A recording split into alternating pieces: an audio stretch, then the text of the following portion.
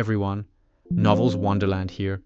Thank you all for the love and support you've shown me and the channel. New star in Marvel, Chapter 131 to 214, Chapter 131, James and the O5 Conspiracy. Another child of the Scarlet King. Headquarters. Nick Fury stared at the monitor, completely stunned. Did I hear that right? An interaction test with 682. He muttered, rubbing his one good eye. SCP-682, the ultimate nightmare. An unstoppable, hate-filled reptilian creature that even the Foundation feared. And now they were introducing SCP-999 into its containment chamber. Are they trying to cure it? Or commit murder with kindness? He kept watching in disbelief as Dr. Kondraki calmly inserted a tape into the terminal. The screen lit up. And there it was, SCP-682, massive as a mountain, coiled and waiting. Muscles layered like armor. Predatory eyes. Its very presence chilled the soul. Then, SCP-999, a small, orange blob that looked like sentient jello, was released into the chamber. What the hell are they thinking? Fury mumbled. To everyone's shock, 999 wasn't afraid at all. It wiggled happily toward 682, even making playful giggles. Coo, the viewers leaned in. This was going to be brutal. And yet 682 just. It blinked in confusion, visibly disturbed. What the hell is this? It growled in deep, monstrous tones. 999 continued bouncing around like a hyperactive puppy, barking in its own weird way. Disgusting. 682 groaned. Then, it lunged. But not with its usual world-ending fury. 682 attacked, physically, trying to slap and squash 999 like an annoying bug. But its claws slid off harmlessly. 999's gelatinous body just wobbled and reformed. Security staff outside the test room panicked. They reached for the abort switch. Then something strange happened. What is this feeling? 682 rumbled. It scratched itself. Why do I feel? 999 was now climbing up the side of 682's massive body, gently rubbing it with its pseudopods. And then 682 smiled. It was bizarre. Unnatural. I feel. The room fell silent. SCP-682 began laughing. Loud, hysterical, floor-shaking laughter. Its tail thrashed around, pounding the walls. In Kamartaj, the Ancient One watched the screen in disbelief. She rubbed her temples. Was this a dream? A hallucination? Is that monster really related to the Crimson King? Even James, who always kept his cool, looked surprised. Kondraki crossed his legs and grinned. I told you. No one can resist this little guy. On screen, 682 gasped between fits of laughter. Stop tickling. I'm going to explode. The tickle battle raged for 15 full minutes before 682 finally collapsed. It lay still, smiling. Then 2 D-class personnel entered and removed 999. But the moment 999 left, everything changed. 682 snapped awake, unleashed a psychic wave, and all nearby staff began laughing uncontrollably. It escaped its cell, laughing like a maniac, killing everything in its path. The screen was painted red. Amid the chaos, 999 risked everything to protect the staff. It dodged 682's claws, pulling people out of the laughter zone to safety. Eventually, Foundation agents subdued 682 and recontained it. Kondraki lit a cigarette and exhaled calmly. That little guy's brave, he said. Didn't flinch. Even tried to play with 682. He glanced at James and smirked. 682's exact words were, that disgusting little snot blob should be data expunged dead. James didn't reply, but his mind was spinning. Kondraki continued, Sure, it ended in disaster, but man, that was the funniest thing I've ever seen. He chuckled. I'm keeping a copy of this tape for myself. The live stream audience exploded. 682 looked stupid. I loved it. I'm crying. 999 is adorable and heroic. Raise your hand if you want a 999 at home. Best job in the foundation. No wonder James got it. Back at S, Natasha stood up smugly. James got this task because the O5 wanted to give him a vacation, she smirked. Nick Fury said nothing. His eyes narrowed. This didn't feel like a vacation. In Kamartaj, the Ancient One suddenly felt a shift. When 682 released its psychic wave, she sensed something inside 999. Something familiar. That bloodline, it's faint but real. The Crimson King. Her face turned pale. 999 shares his blood. In the observer dimension, the watcher known as Wadu clenched his fists. That scent, it can't be. Back in the dormitory, James had just returned to his room when a pop-up appeared on his computer. Urgent notice, Foundation Terminal online. Please enter credentials. James raised an eyebrow and typed in his login. A message flashed. Hello, Doctor, you have one new message. O5 Directive unauthorized access will trigger memory wipes and possible termination. James hesitated, then clicked yes. Facial scan. Iris scan. Palm print. The full biometric check took place. Finally, access granted. This event has been logged with O5 command. James leaned forward. The screen displayed, source, O5 command subject, SCP-999 assignment level 5 clearance. Congratulations, Dr. James, on being appointed chief researcher for SCP-999. This is considered one of the easiest and most desirable roles in the entire Foundation. SCP-999 is not only safe, but will actively attempt to protect staff. If you were celebrating this assignment, we understand. Still, you may be wondering why would the O5 Council assign a safe class anomaly to such a high-level researcher? Maybe you've heard rumors that we assign these jobs to protect our own. That we give the safest jobs to friends or family. James frowned. The audience chuckled. Unless you believe you're secretly related to an O5 Council member, you probably realize that's not the case. To be continued. Visit our Patreon for more.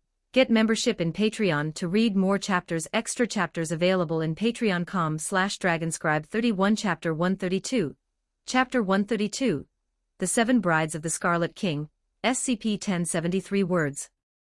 As the chilling contents of the email continued to appear on the screen, the previously excited and joking audience suddenly fell into complete silence.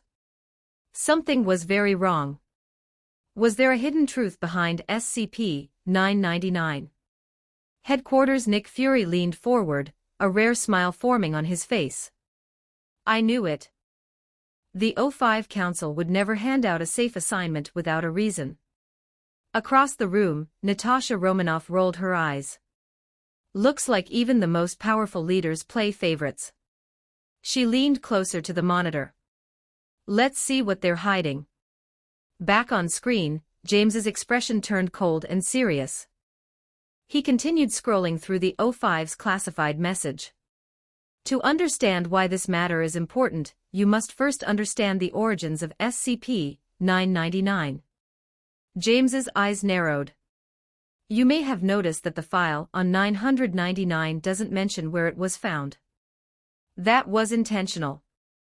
If you're unfamiliar with the mythology surrounding the Crimson King, we strongly recommend reading through the relevant Foundation files. Many of our most dangerous SCPs either originate from the Crimson King himself, or are the monstrous children born from his unions with his brides. The entire live stream chat froze. What the hell? One of the Crimson King's children. That supreme god again? The one that nearly corrupted Galactus. 999 is pure sunshine and laughter. He can't be related to that. The Ancient One stood motionless, eyes locked on the monitor. It can't be, she whispered. She remembered the power that lingered inside SCP-682, the immortal monster she once studied. Inside 682's flesh, she had felt a remnant faint, but unmistakable of the Crimson King's power. And now this. Was 999 truly born of the same bloodline? Back in the feed, James stopped scrolling. Instead of reading the rest of the message right away, he pulled up a second screen and typed into the Foundation's internal database, Crimson King. As those two terrifying words appeared, a chilling pressure seemed to sweep across the Marvel Universe. Supreme Divinity, Crimson King. Even James's hands trembled as he opened the file. He wasn't alone. Nick Fury wiped sweat from his forehead. Tony Stark dropped his coffee mug. Doctor Strange, meditating in a sanctuary, snapped his eyes open. Even the Watcher, Wadu, stirred in his dimension. This wasn't just another god. This was something worse. The screen displayed only a few sentences. The Crimson King is not a god in the traditional sense. He is a force, an idea. He is chaos, vengeance, and hatred, shaped by time and civilization. He is born from the hatred of barbarism toward modernity, and thrives in it. He is associated with the number 7. He has no form, yet shapes many. He resists containment by being uncontainable. He is the sound in the wind. Not containing him is the best way to contain him. Silence followed. Every single viewer of the live stream sat frozen. It wasn't a long paragraph. It wasn't filled with monstrous visuals. But somehow, it was more terrifying than any monster. In Kamartaj, the Ancient One's lips trembled. She had once peered into the void and seen the Crimson King's afterimage while observing 682. But this went beyond comprehension. The Crimson King was not just a monster.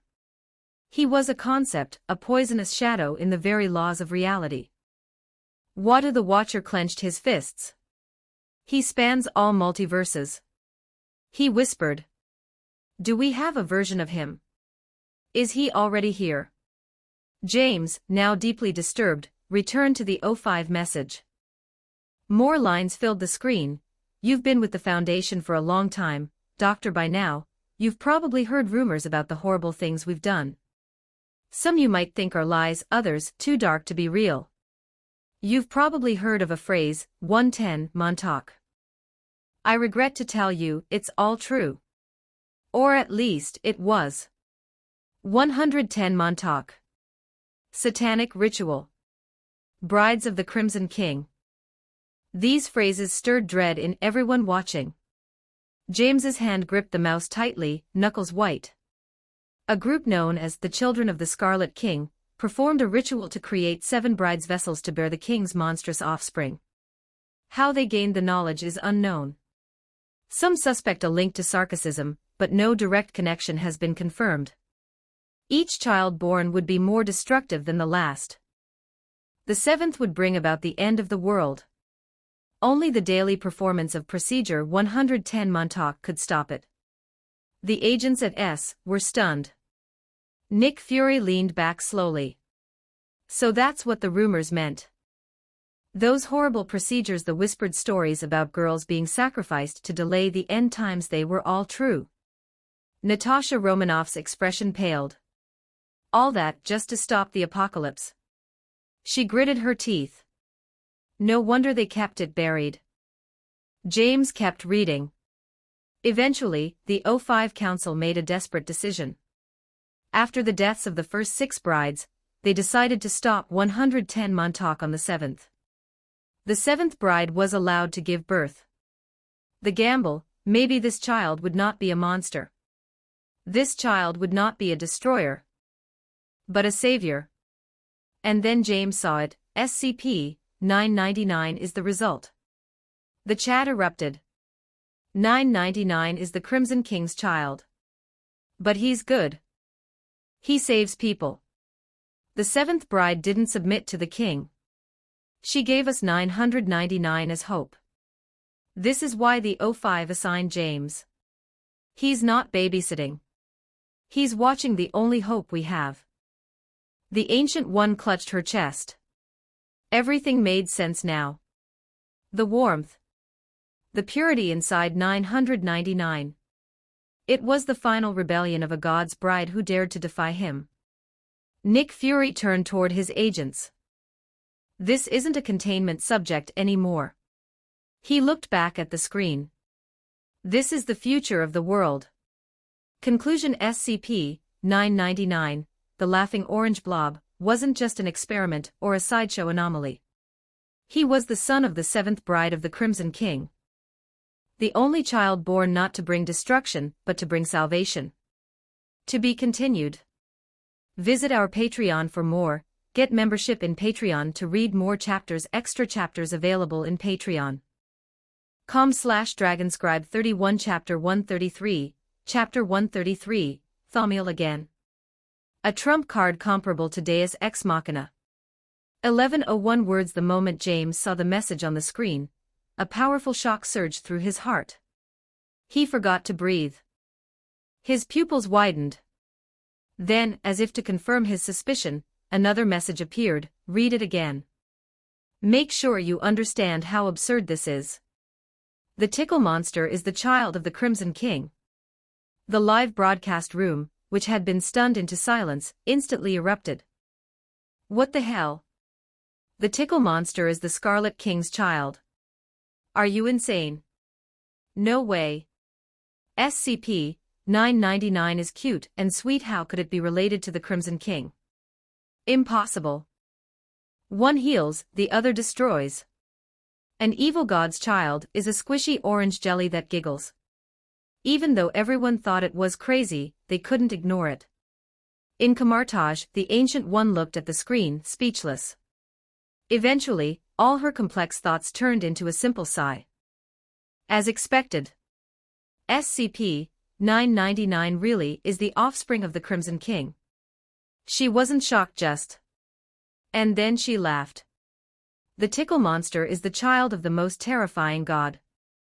That's just hilarious. In deep space, Wada the Watcher already suspected the truth. But now that it was confirmed, even he felt uneasy. Not because of the Crimson King, but because the Foundation had managed to outplay an elder god. Unbelievable, he muttered, eyes locked on the screen. The screen continued displaying the message. We ran disinformation campaigns so well that everyone still thinks we've got 10 tortured girls locked away.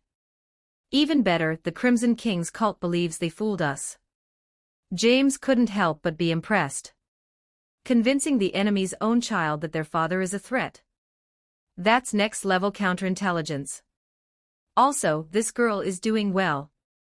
She was healed by SCP-999 and has been safely returned to her family. Of course, they were given fake identities and moved far away. They also received millions in compensation for the horrible things we did. The girl who once bore a crimson heir lived. But to the Foundation, she died. It was a cover story. In fact, the message hinted that some of the Foundation's own agents might be cult spies. This added a whole new layer of danger. James scrolled down. You're probably thinking we're insane. How can a gooey, giggling blob stop a being like the Crimson King? Well, SCP-999 is still a child not even 10 years old. Yet it can already permanently heal severe depression and PTSD. It has even transformed dangerous sociopaths into kind people. And this isn't chemistry. This is something deeper, spiritual.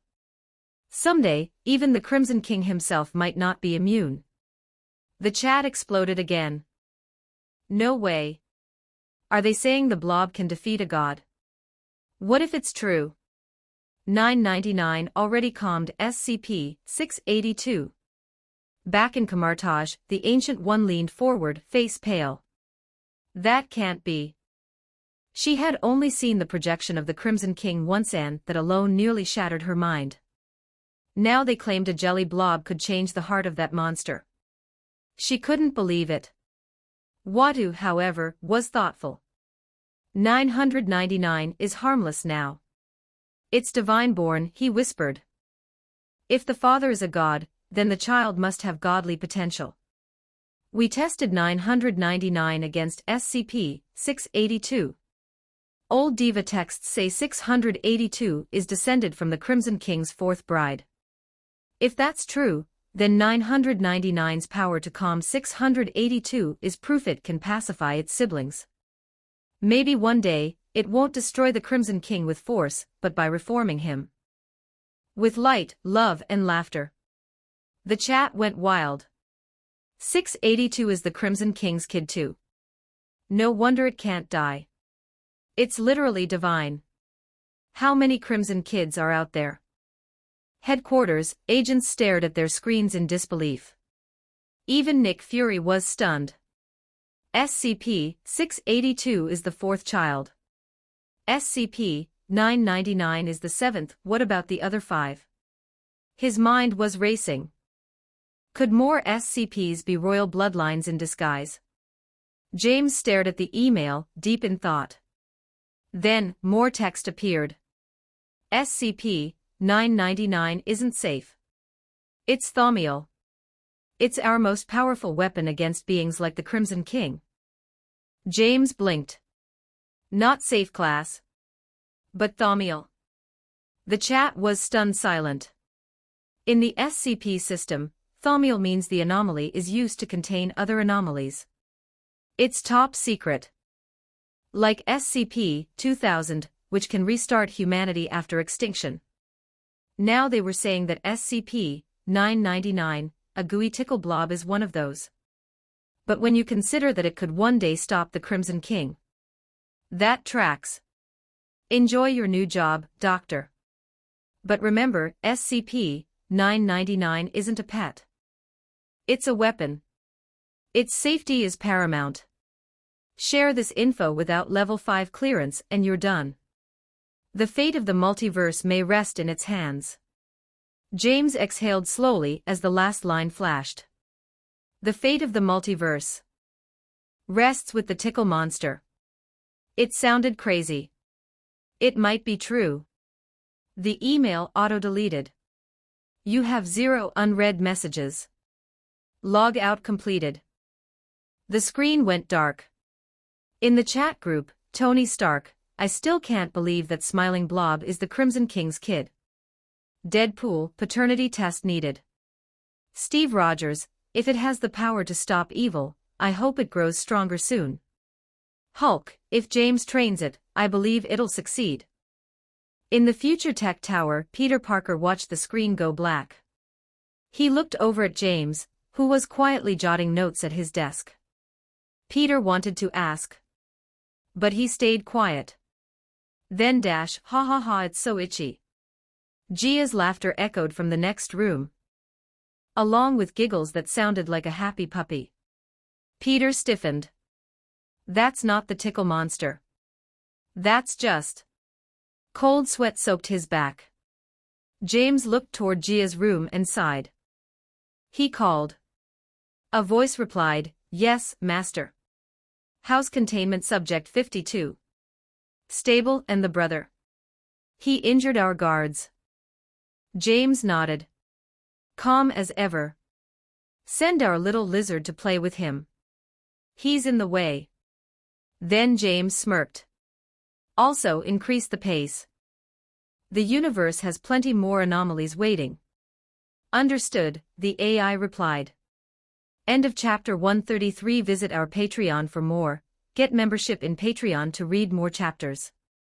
Extra chapters available in patreon.com/dragonscribe 31. Chapter 134. Chapter 134, 682 vs. Black Bolt, the daughter of the goddess, and Clef 1172 words in the emptiness of a mysterious, unknown dimension. Maximus jolted awake in pain. His head throbbed violently as he opened his eyes to what looked like pure space, endless, silent, and still. What the hell just happened, he muttered, disoriented. As the pain settled in his mind, flashes of memory returned. Maximus, the cunning brother of Black Bolt, was a royal figure of the Inhumans, once second only to the King of Adoulin. But unlike his noble title, his heart was full of resentment. Ever since his exposure to the Terrigen mist, which gave him powerful telepathic abilities, he despised his brother for becoming king. And so he schemed a coup to dethrone Black Bolt. But before his rebellion could take shape, disaster struck Adeline. A terrifying angelic being with 10,000 wings descended from the sky, destroying the inhuman city with divine wrath. Maximus remembered it now how even Black Bolt's devastating sonic power had failed. Not only was the angel unaffected, it grew even more powerful, until Adeline was no more than a memory in fire and ash. Now, standing in this empty realm, fear crept into Maximus' chest. What is this place? Then he remembered something else, a moment of consciousness in this void, and how he had attacked a human from the Future Technology Company. Fury returned to his face. Damn humans. Always meddling. I am a noble inhuman. I am the true king of Adeline. Maximus was cut off by a sudden metallic sound. He turned to see a massive column of cryogenic chambers, glowing ominously. What in the world, he mumbled, approaching them with caution. As he neared one of the larger cylinders, a sharp hiss and a click sounded. Maximus recoiled as vapor escaped the airlock. His breath hitched. Out of the fog emerged a monstrous shadow, and each footstep it took reverberated through the void like a drumbeat. It felt as if each step crushed Maximus's chest, making it harder to breathe. Then the mist cleared. Before him stood SCP-682, the hard-to-destroy reptile. A grotesque fusion of crocodile and lizard, its 6-meter-tall frame was covered in armored, brown-black skin. Muscle rippled under its scales, and its jaw was filled with razor-like teeth. Its eyes, blood-red and swirling with hatred, locked onto Maximus. An icy fear gripped Maximus's soul. I am the king of the Inhumans. He stammered, trying to summon confidence. I was mutated by the Terrigen mist. I command minds. He glared at 682. You're just a failed experiment. A violent gust of wind slammed into him before he could finish. Maximus didn't even realize he had been hit. His body was torn apart mid-sentence, his blood misting through the air. In 3 seconds, he was erased from existence. SCP-682, unfazed, calmly turned and walked back into its chamber. Silence fell upon the void again. Elsewhere in the Marvel Universe, viewers who were watching this feed from the Future Tech broadcast had no idea what just occurred. When the camera resumed, James appeared on screen, dressed in his familiar white coat. As he walked through the halls of the Secure Foundation facility, personnel nodded in respect. James, can I sign up to care for SCP-999 next Wednesday? James didn't answer. He was focused, moving with purpose. Eventually, he arrived at SCP-999's chamber. Inside, the tickle monster was frolicking with 2 female researchers, rubbing up against their legs like a friendly puppy. It made cheerful sounds, giggling and wriggling with glee. When James entered the room, SCP-999 immediately abandoned the others and rushed toward him, letting out a gleeful whimper and wrapping its jelly-like tentacles around his legs. James knelt and SCP-999 reached up, rubbing its squishy body against his face while emitting a pleasant scent. The researchers debated whether it smelled like roses or tea leaves. For a moment, James's cold demeanor softened. From the observation room, the viewers couldn't believe their eyes. Is this real? James is showing affection. This is more unbelievable than the fact that SCP-999 is the child of the Crimson King. I'm crying. SCP-999 is a literal miracle. Even Natasha Romanoff, watching from S, turned green with envy. I get sent on field ops and this guy gets to cuddle SCP-999. Unbelievable. Just then, a new figure appeared. Dr. Clef, the eccentric and terrifying SCP scientist. He wore a stained coat, and his face was still obscured. His presence made the 2 female researchers instantly retreat. SCP-999, too, froze in fear, and then hid behind James. It cautiously peeked out at Clef. Seriously? Kondraki gave you SCP-999. Since when did he become generous? Clef muttered. James didn't answer. Instead, he asked plainly, "What do you want?" For once, Clef didn't respond with sarcasm. After a long silence, he sighed. "I need a favor." James raised an eyebrow. "I don't do illegal work." Clef laughed bitterly. "You did worse during the execution of SCP-239. Still, James stared, unamused. All right, I promise it's within Foundation guidelines," Clef said, throwing up his hands. "Just listen." He lit a cigarette and took a puff only for SCP-999 to protest loudly. "Back off, slimeball." Clef barked at the blob. James sighed and gently motioned for SCP-999 to calm down. It backed off, still glaring at Clef. Clef took the chance to whisper, "It's about SCP-166. James repeated. The moment he said it, viewers in the live room exploded with interest. New SCP alert. What's 166? What did Clef get himself into this time? Before any answers could be given, the feed cut to black. "I swear this system is trash." Even Natasha smashed her fist on the console. "What is going on?" Nick Fury stayed silent, thinking deeply. Was the blackout an accident? Or was it James himself who erased the footage? Fortunately, the video resumed after a few seconds. Clef had vanished, and James was now in the office of Dr. Kondraki, another infamous figure within the SCP Foundation. "Clef asked you for help." Kondraki blinked in disbelief. His cigarette nearly fell out of his mouth. James nodded. "It's SCP-166. Kondraki's face immediately turned serious. He didn't speak. Instead, he walked over to a secure filing cabinet and retrieved a worn document. On its cover in big block letters was written, "Just a girl Gia Object Class." Euclid. The camera zoomed in as James opened the file and began reading. From the live broadcast chat, curiosity surged.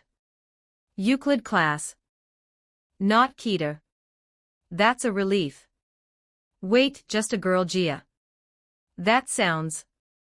But while most of the world was still watching the feed and reacting to James's new task, Peter Parker, seated high in the Future Technology Building, stopped breathing for a second. His eyes widened. He had heard that name before. SCP-166. And he knew deep down that whatever was coming next was going to change everything. Visit our Patreon for more. Get membership in Patreon to read more chapters. Extra chapters available in Patreon. com/Dragonscribe 31 Chapter 135. Chapter 135, GOC's level for serious threat. Human civilization could regress to the Neolithic Age. 1135 words. Peter Parker stood frozen. It felt like a lightning bolt had struck him through the chest. His fingers trembled. His breathing stalled. What he had just seen on the screen overwhelmed him with disbelief. From the next room, he could still hear the occasional bursts of laughter. That name echoed in his mind like a warning bell. Could it really be just a coincidence? But deep down, Peter already knew the answer. James's adopted sister, she's named Gia too. He turned to look at James, who was now calmly writing in a file at his desk. Peter opened his mouth to speak but hesitated. Then he closed his eyes, took a deep breath, and turned back to the screen. Special Containment Procedures, SCP-166 is housed in Biocontainment Area C at Site 19. Her chamber includes a sealed antechamber and industrial-grade air filtration. All staff entering SCP-160 SIXS area must wear specialized biohazard suits designed to reduce contamination. SCP-166 is provided with organic, loose-fitting cotton garments monthly. Her meals are strictly prepared with minimal inorganic materials or additives. As the text scrolled across the screen, viewers across the Marvel world gasped. She wears what now? Loose-fitting cotton clothes. Food without additives. Is SCP-166 just a girl? Requests for personal items must be approved by level for personnel or higher. As of now, all of SCP-160 SIXS requests must be personally cleared by Site Director Light. A Bible approved. A Catholic Rosary approved. Visitations with a Catholic priest denied. Reverend Davis visits bi-weekly under strict decontamination. Religious books and magazines conditionally approved. A phone call to the Mother Superior of a convent in Galway, Ireland denied. The mood in the live broadcast room shifted from awe to confusion. Are they housing a nun? Natasha Romanoff arched her brow. Confession. Did they capture a devout Catholic girl or something? Even Nick Fury frowned. Why treat her so carefully if she's just religious? Description: SCP-166 appears as a European adolescent girl with deer-like features, antlers, hooves, and a short tail. DNA testing shows no genetic anomalies beyond her visible traits. The chat exploded. Hold on, antlers. This ain't just a girl. That's a mythical girl. She's a beast girl, like an actual forest goddess. Within 15 meters of SCP-166, artificial objects slowly revert to raw, natural states. Complex electronics degrade in hours. Stone and wood structures erode far slower. Vegetation will begin growing even in artificial locations, like on metal, plastic, or cement floors. Chaos broke out. You're telling me she kills technology just by being near it? Natasha said, squinting at the screen. Nick Fury's expression darkened. She's not just a hazard to equipment, she's the end of civilization. At Future Technology headquarters, Peter Parker sat slack-jawed. The image of antlers, hooves, and a tail. It matched Gia James's younger sister. She had always seemed gentle. Maybe a little odd. Peter was reeling. She wasn't just strange. She was SCP-166. James had somehow brought her here from the SCP Foundation, and she was living among them like a normal person. Peter's heart pounded. How many other SCPs has James brought into this world? And how did he suppress their powers? SCP-166 is highly reactive to artificial substances. Exposure may cause asthma, rashes, or severe allergic responses. One incident involved an ex-smoker causing her a near-fatal attack, despite having quit weeks prior. The viewers now saw her not only as dangerous, but also fragile. A paradox. A pious, delicate girl with divine powers that could reshape the world. Meanwhile, the comments flooded in. SCP-166 is the best beast girl ever. I swear, I'd join the Foundation just to be her caretaker. I volunteer as Tribute D-Class personnel for SCP-166 project. Fury could barely contain his irritation. His agents weren't helping either, many whispering like schoolboys. He scowled and muttered under his breath, unbelievable. What mattered to him wasn't her appearance, it was what kind of threat she posed. That was when the screen changed again.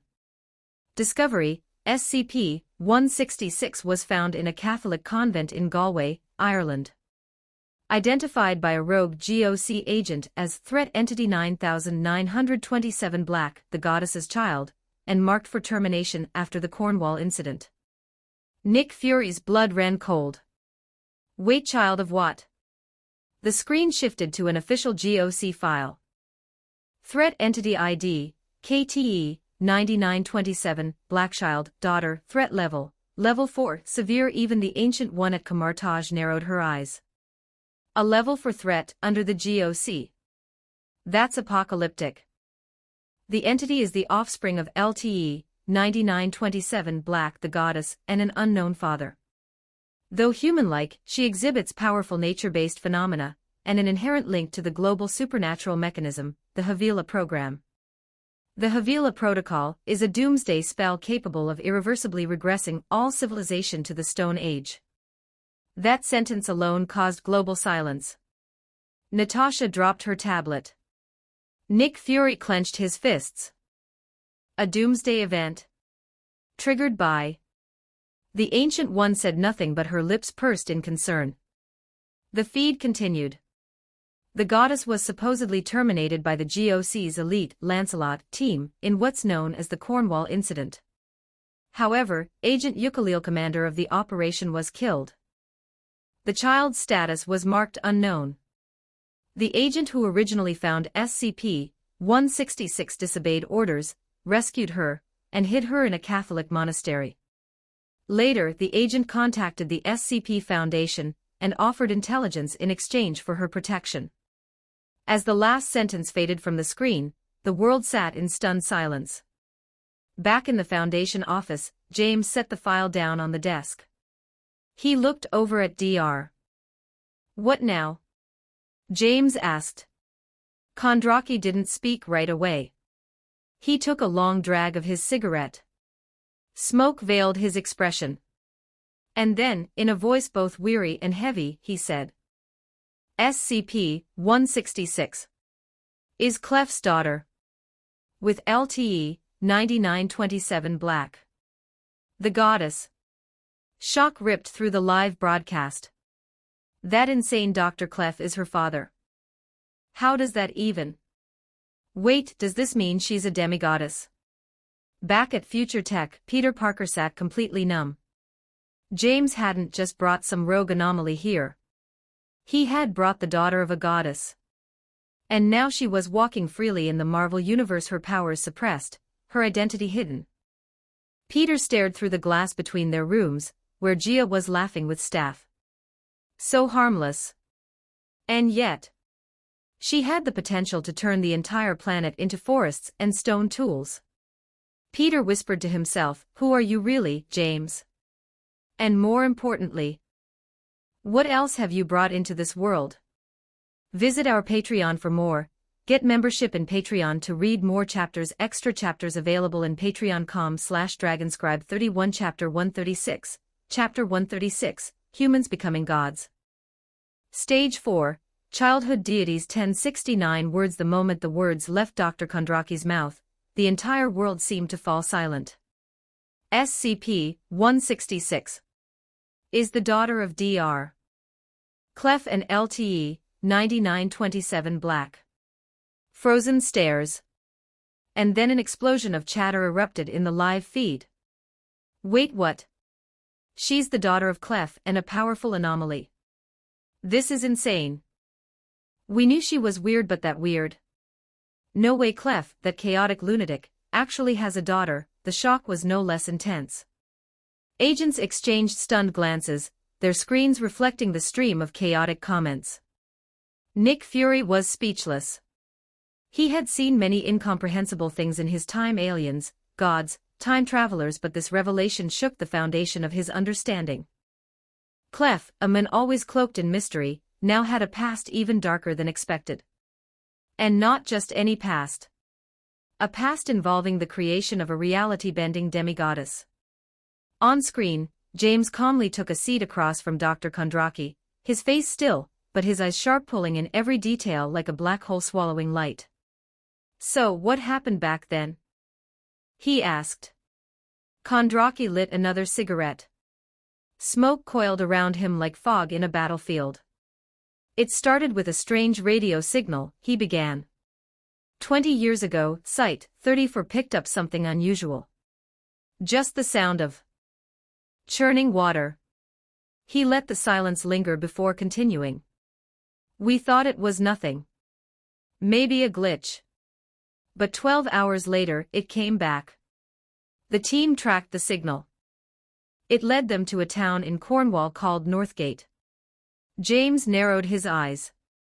Cornwall, Nick Fury's expression changed. He remembered that name.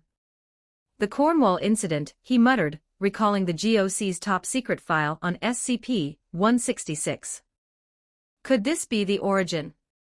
Back on the screen, Kondraki continued. We sent a team led by Commander Alan Hall. Their mission was to investigate the signal source. He paused, looking directly at James. Want to guess what they found? James didn't respond. Then guess what they smelled, Kondraki said, a grim smile playing on his lips. The stench of death. Rotting corpses. The entire town reeked like a mass grave. We found a dead horse blocking the road. Even that seemed like a mercy, compared to what came next. A quarter-mile in, they found the first body. Dehydrated. Like a mummy. The team was overwhelmed. Reinforcements were called from Site 56. Too many bodies. Too much horror. By the end of it, Kondraki said slowly, 1,200 people were dead. Civilians. And 200 agents from the GOC's elite Ichabod project. The world went still again. Did he say? 200 agents. That's a full-blown massacre. Wait, the GOC lost 200 of their best people in one incident, Natasha Romanoff looked horrified. 200. And they specialized in eliminating reality benders. Nick Fury exhaled slowly. That means the target wasn't just dangerous. It was godlike. James's eyes narrowed. So the GOC called the threat Type Green. Kondraki nodded. That's their term for reality benders. And this one was beyond anything they'd seen. He took another drag of his cigarette, then added, and yes, SCP-166's mother, the one the GOC called the goddess, was the one responsible. The words hit hard. SCP-160's mother wiped out an entire town, and 200 elite agents alone. Kondraki leaned back, smoke curling around him. After the incident, we arrived at the town. Everything was dead. Every animal. Every insect. Only 8 humans survived, 6 pregnant women, a man, and a baby. James sat up slightly. 6 pregnant women. He was already putting the pieces together. Kondraki continued. Flash floods had devastated the area, but oddly, the lake was bone dry. It's like the water vanished, not just from the lake but from people too. Those mummified bodies, they'd been drained of every drop of moisture. James's eyes darkened. What caused it? Kondraki exhaled sharply. 2 lovers. They were both reality benders. Referred to as A and B in our files. They had an abnormal relationship. They flooded the town. Unflooded it. Wiped out everything in the process. Natasha stared at the screen. Could it be Clef? Nick Fury answered before she could finish. That's exactly what it is. Clef wasn't just a father. He was a reality bender. And not just any reality bender. A Stage 4. James blinked. Stage 4. Kondraki grinned. You know the 3 stages, right? Tentative control. Stabilization, James recited. Well, Kondraki said, there's one more. Stage 4, childhood god. Those words shocked every single viewer. Childhood god. A phrase so simple, yet so terrifying. The 4th stage, Kondraki explained, is when power corrupts entirely. These benders start to lose empathy. They believe themselves to be gods. And they begin acting like it. He looked James dead in the eye. That's what Clef and the goddess became. They weren't just benders, they were gods in their infancy. James absorbed the weight of the words. That explains why Gia, SCP-166, is so powerful. Born from 2 stage 4 benders, she is the child of gods. In Kamartaj, the Ancient One's eyes glowed with concern. Born of humans. She whispered. This rewrites everything we thought we knew. She had seen what reality benders could do. But ascending to divinity. That was another level entirely. Far across the galaxy, in Asgard, Loki watched with rage and disbelief. Gods are born gods, he snarled. They are not made. He stood, fists trembling. To him, godhood was sacred, bestowed by blood, by birthright. The thought that a mere human could become one. Unforgivable. And in the cosmic silence of the Watcher's realm, Wadu, the ancient observer, narrowed his eyes. Childhood gods. He murmured. He had watched stars be born and galaxies crumble. But never had he seen this, humans ascending to the divine. Fascinating. Back in the Foundation office, James sat still, but his thoughts roared. If this was true. If Clef and the goddess gave birth to SCP-166. If they destroyed an entire town during a lover's quarrel. Then what was Gia capable of? And why was Clef asking for James's help now? To be continued. Visit our Patreon for more, get membership in Patreon to read more chapters. Extra chapters available in patreon.com/dragonscribe 31 Chapter 137, Chapter 137, The Crimson King's 7 Brides. The young god's appearance shook James, but the shock passed quickly. Kondraki was explaining where their powers came from. He talked a lot but never answered the most important question. When James asked directly, "So what happened?" Kondraki's face changed. For once the confident doctor looked awkward. He hesitated, like someone remembering something painful. After a moment, he muttered to himself, "Clef, this really isn't my fault. You asked James for help, not me." With a heavy sigh, he looked at James and admitted, "This is one of Clef's darkest memories." James leaned in, waiting. Kondraki lowered his voice. Actually, in his marriage, Clef wasn't the one in control. James was confused. "Yes," Dr. Kondraki said with a frown. "Clef was abused by his wife. 4 years." Even the calm James blinked in disbelief. The chat room in the live stream watching this moment went wild. This guy contains keto-level monsters. He bends reality. How can someone like that be abused? This world just keeps getting weirder. Kondraki added, "Abuse victims can still love the person hurting them. It's not simple." Eventually, Clef escaped. James's expression grew serious. "So this is the origin of the disaster." Kondraki shook his head. "The true source is SCP-2317. James's eyes widened. "The Devourer of Worlds." Kondraki dropped the real bomb. "No, it's the Crimson King." That name shook the entire multiverse. Kamartaj. The Ancient One sat in silence. When the name Crimson King echoed, she whispered it like a curse. Her face tightened. A cold fear settled in her chest. "Why is something like that involved now?" she whispered. Observer Dimension. The Watcher, Wadu, gasped. "The Crimson King. How is this even connected?" Headquarters. Natasha's eyes narrowed. SCP-2317. Wasn't that locked up? Nick Fury stared at the massive screen, watching everything play out. Agent Maria projected the earlier reports on the monitor. Kondraki's words echoed in the room. The only survivors were 8 humans, 6 pregnant women, a man, and a baby. Nick's eyes went wide. His breath caught. The 7 brides. That phrase alone sent a chill down every agent's spine. On screen, James was also shaken. Trying to stay calm, he pressed on. "What happened next?" Kondraki spoke quietly. SCP-4231. That's the site name.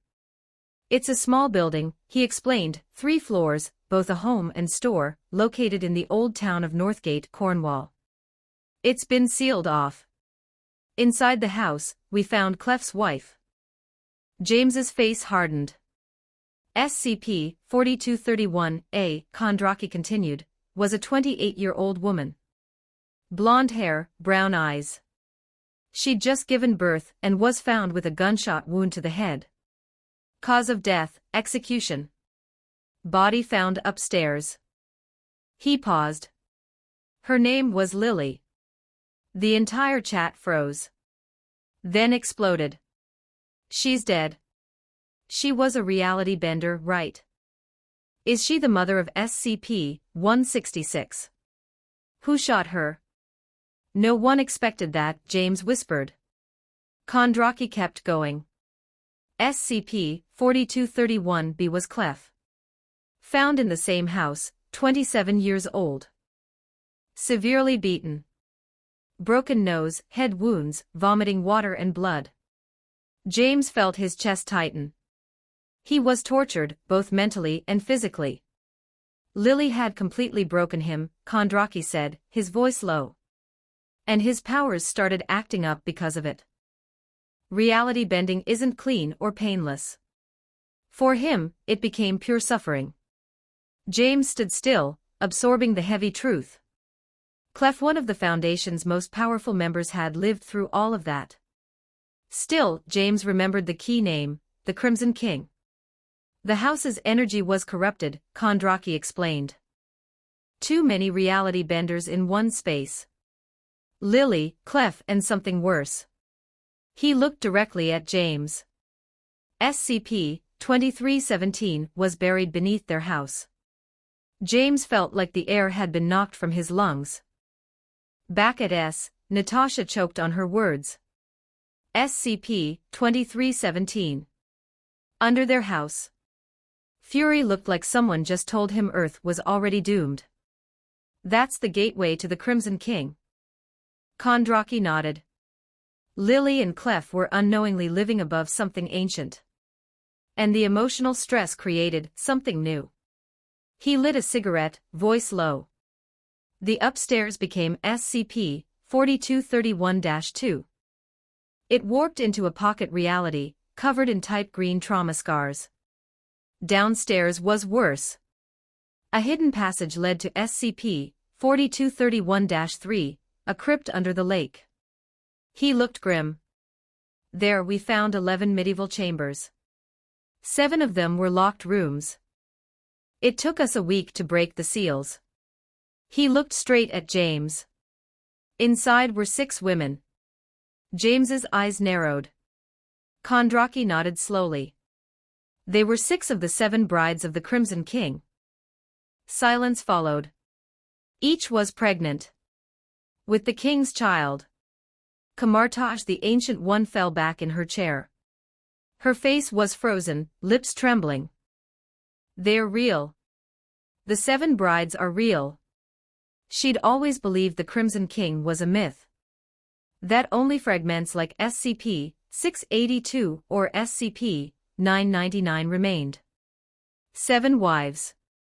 All carrying the blood of a god. She felt her soul tremble. Observer dimension, the Watcher's heart stopped. 7 wives. And this universe hasn't collapsed. He stared in horror, speechless. Everyone was stunned, staring blankly at the screen. Even Fury was shaken to his core. But through all the fear, one terrible question struck him: 6 brides were found. What about the 7th? His heart skipped a beat. Suddenly, a thought exploded in his mind. A possibility too terrifying to say aloud. His jaw clenched, sweat dripping down his brow. Could the 7th still be out there? He didn't speak the words. But the fear in his eyes said it all. Visit our Patreon for more. Get membership in Patreon to read more chapters. Extra chapters available in patreon.com/dragonscribe31. Chapter 138. Chapter 138. Is Clef the bride of the Crimson King? Hunting down all reality benders. 1115 words. Lily is SCP-231-1. Kondraki's calm voice landed like thunder across the Marvel Universe. Nick Fury's pupils shrank. Even James couldn't believe what he heard. Lily and Clef were married, and she's also one of the Scarlet King's brides. He muttered. Then another terrifying thought formed: is SCP-166 Clef's child, or the Scarlet King's? Kondraki avoided that question. He didn't answer, not directly. Area 8 housed the portal to SCP-2317, he explained. It's been relocated. He turned to James and added, that's the origin of 2317. Then he continued, Area 9 contained thousands of occult artifacts, ritual bones, 7 altars, and 10 statues of 2,317. Kondraki paused, his eyes narrowing. Area 10 was worse. A corridor with carvings from the Book of Arakesh on both walls. This book is sacred to the Scarlet King cult. It explains how to restrain him. He glanced at James and said, almost teasingly, "Oh, and by the way, the place where 2317 is now imprisoned. That's the Kappa Arakesh universe." James raised an eyebrow. "Isn't that where the mystic defeated the Devourer of Worlds?" Kondraki nodded.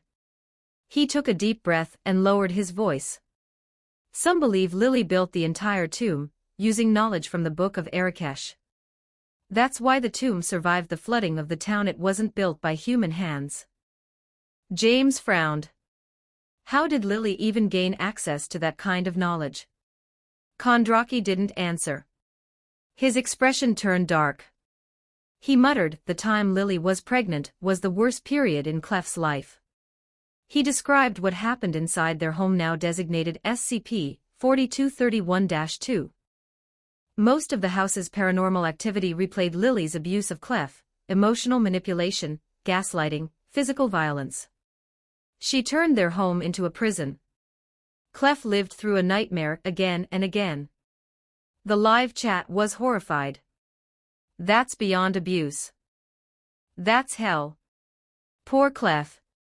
And he was a reality bender too. This whole story is like a psychological horror movie. And let's not forget, the Crimson King's power was right underneath them." Kondraki continued with a grim face.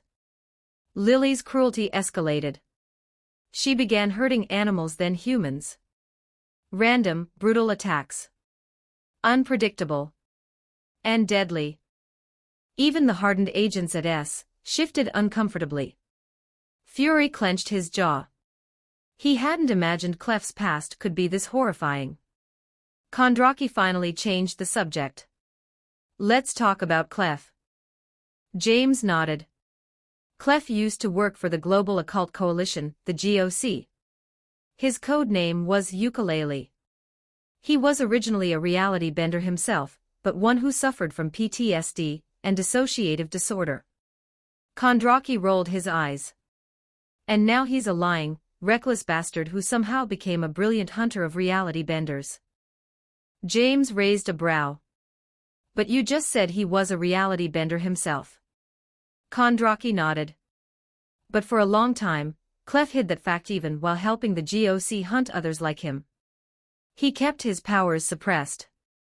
Even when he joined the Foundation, his abilities were difficult to measure." James remembered something. "Like how you can't capture his face on any camera." Kondraki smirked. "That's one of his tricks to avoid relapse, and to avoid being found by the Foundation." He lit another cigarette and sighed. "When Clef joined the Foundation, everything changed. Slowly, we pieced together the real story, how Lily, Clef, and SCP-4231 connected to the Crimson King." The live audience leaned forward. "It started decades ago. Clef's mother, a linguist, was hired by the Foundation to translate the Book of Arakesh. She was pregnant at the time with Clef." James's eyes narrowed. Kondraki continued, "When Clef was about 17, his mother vanished. Most believe she was hunted down. But before she disappeared, she left behind translations of the book. Lily found them. She became obsessed. She read the rituals. She believed in their power. And she began performing them." James clenched his fists. "She summoned the Crimson King." Kondraki's voice was cold. "The fear created by those rituals, that's what fed the king. Not the rituals themselves. Fear, pain, suffering, they're his fuel." He looked directly at James. "That's what makes it so terrifying. It's not about those children. It's not about sacrifice. It's about spreading fear." The chat room exploded. "She summoned the Crimson King by making Clef suffer. What kind of monster? Fear as food. This is cosmic horror level crazy.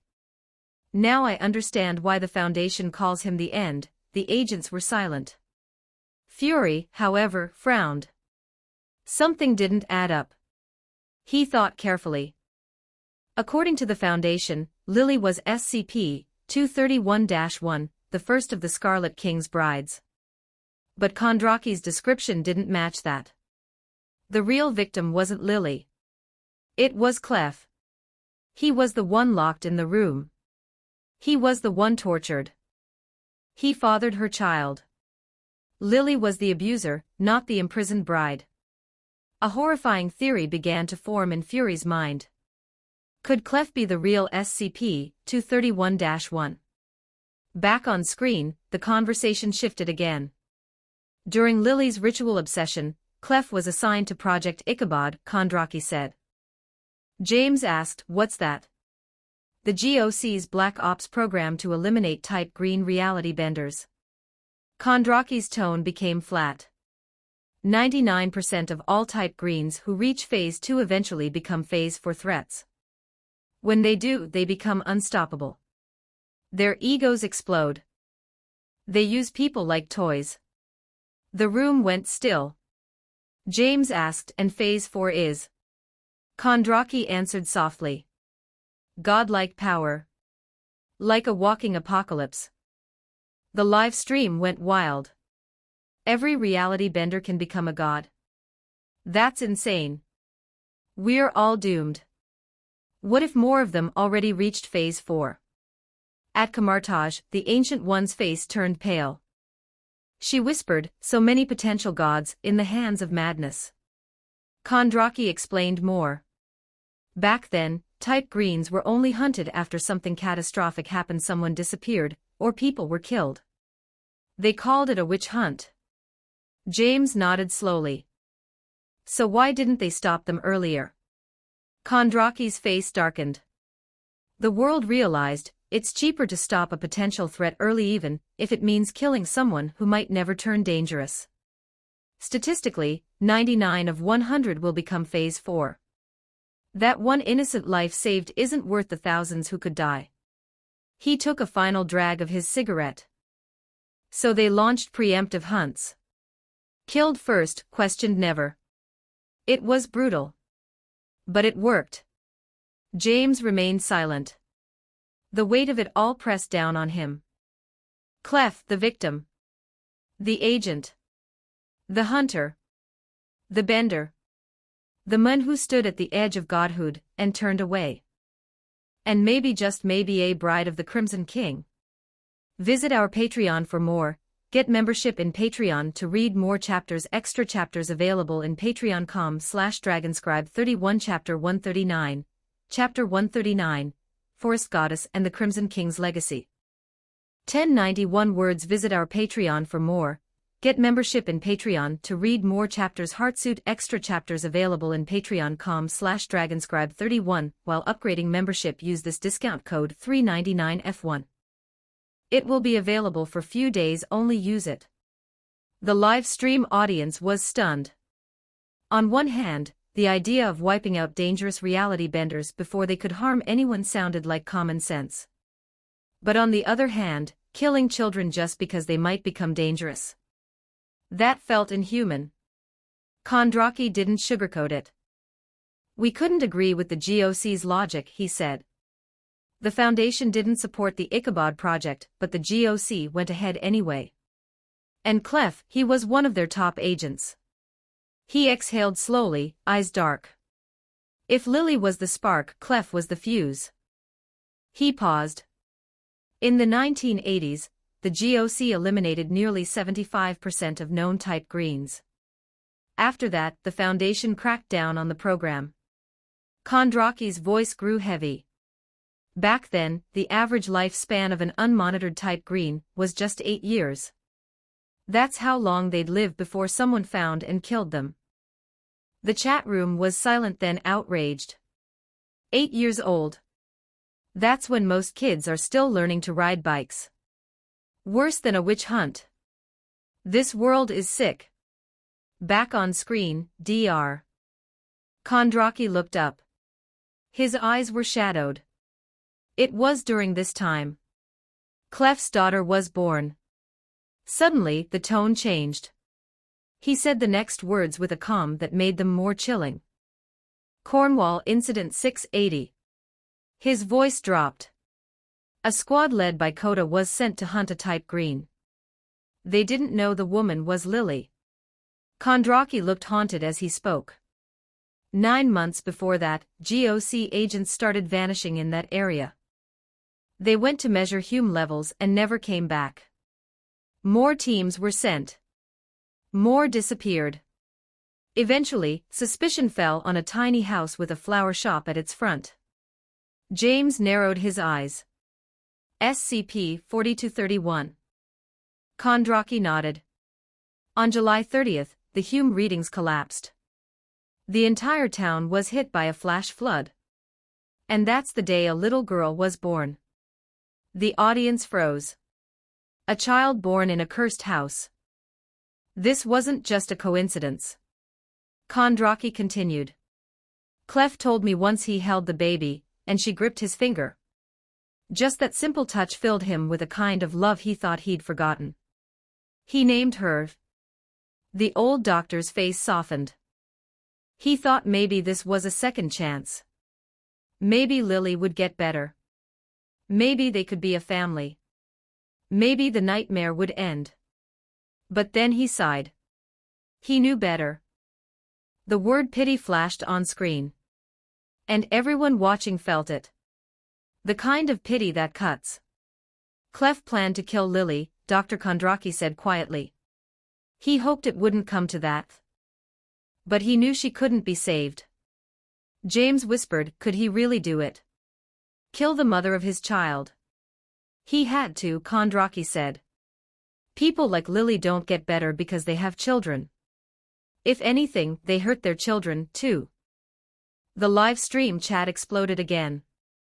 Damn. Clef really had no way out. He didn't kill her out of hate. He did it out of mercy. The saddest part. It wasn't just for him. It was to protect his daughter. Kondraki kept going. The flood reached the basement. The shop was filling with water.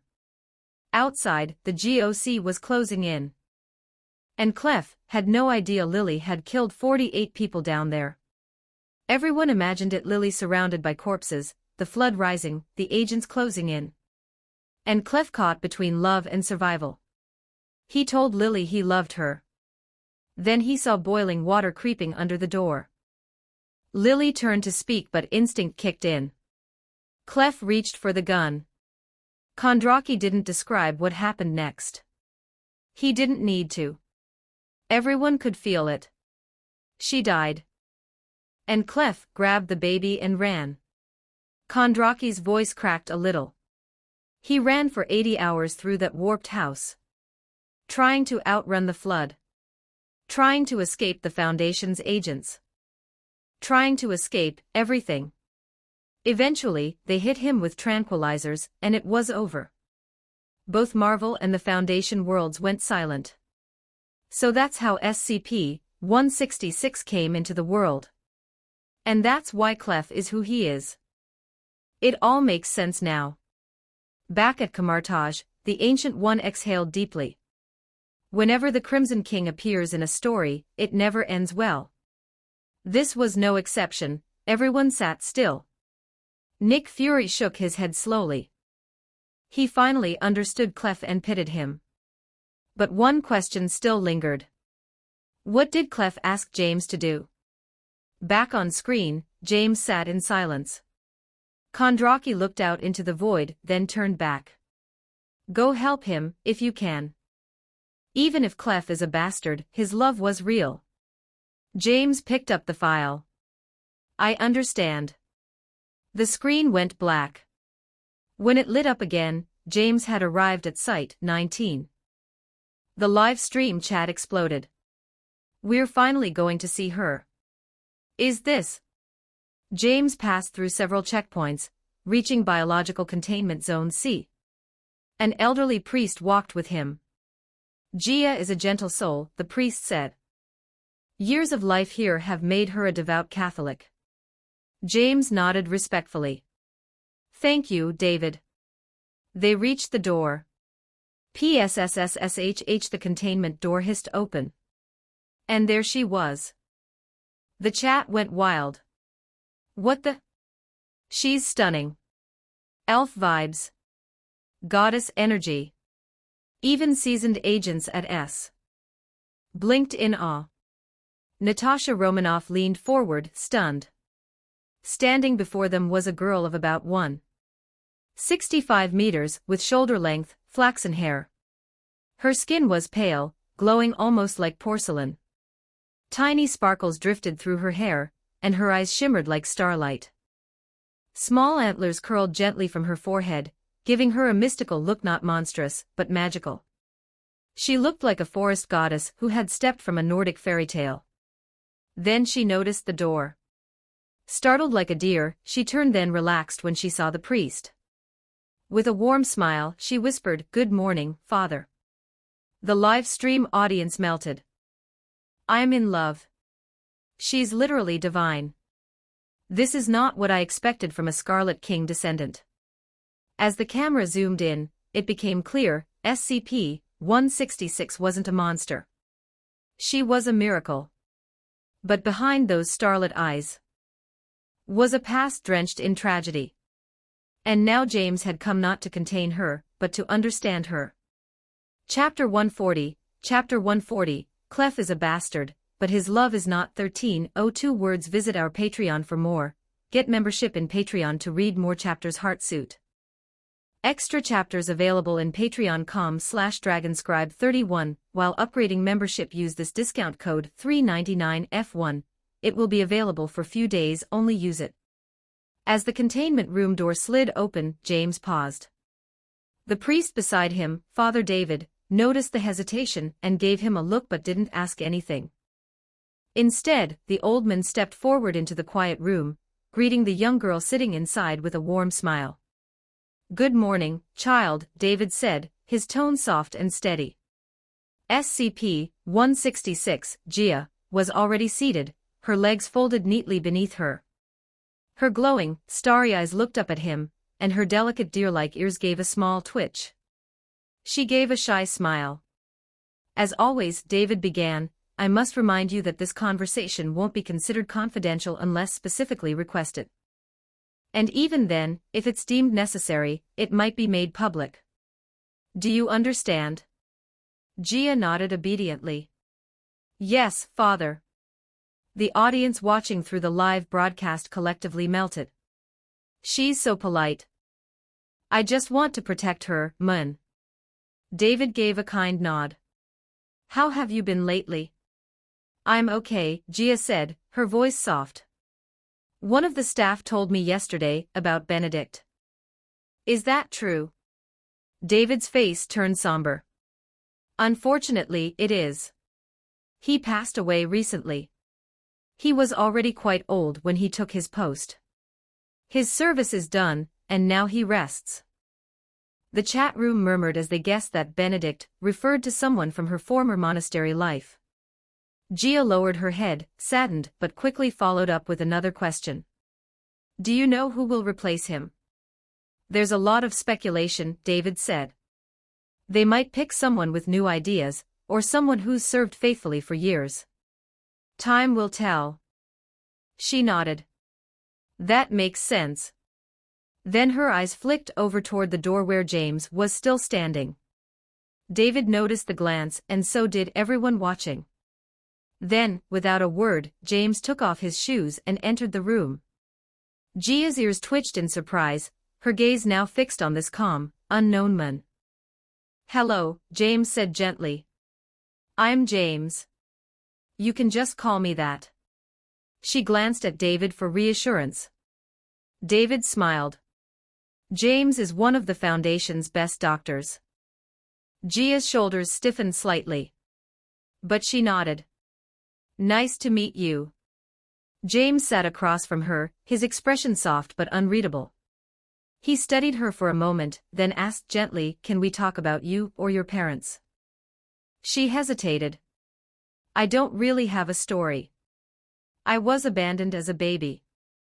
Her eyes darted to his, worried he might not understand. She quickly explained, I was left at a monastery. So my parents must have known the nuns there. But I never knew them. Her small fingers tugged nervously at her robe. They used to whisper things. Someone once said my mother was a goddess. But that can't be true. She pointed to her small antlers and deer-like ears, wiggling them as if to prove she wasn't divine. Then her voice softened. I once overheard the Mother Superior, she said something about a ritual that had been stopped. That my mother was dead. The live stream viewers were heartbroken. She doesn't even know what really happened. And maybe that's for the best. Still, it hurts to see someone so sweet have such a sad story. Nick Fury leaned back and sighed. James nodded slowly. He knew the truth about her mother and her father. But instead of revealing it, he simply bowed his head. I'm sorry to hear about your mother. Gia nodded. It's okay. James looked at her again. And your father? This time, she hesitated more. Don't know. I figure he's the one who left me at the convent. Why there? Why not keep me? Her voice cracked. Tears welled in her eyes. James replied softly, I believe he had his reasons. That made her look up. Maybe, she said, forcing a smile. But they never talked about him. I must have asked the dean 1,000 times.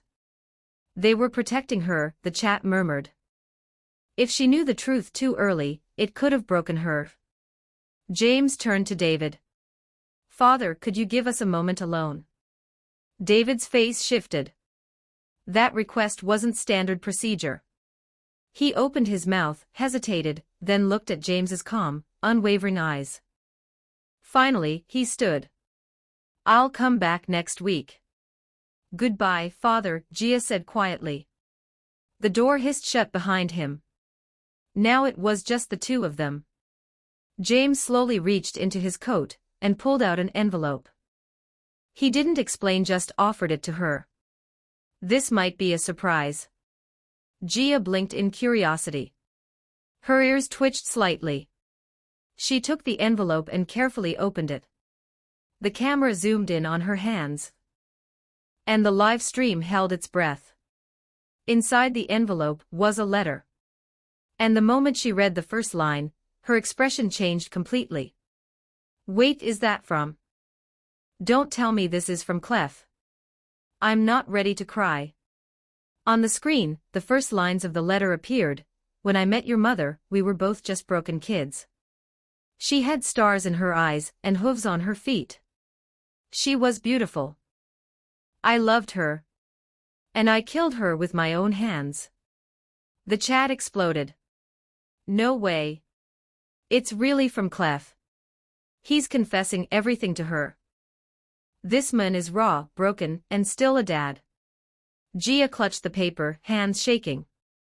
James remained silent. He didn't need to explain.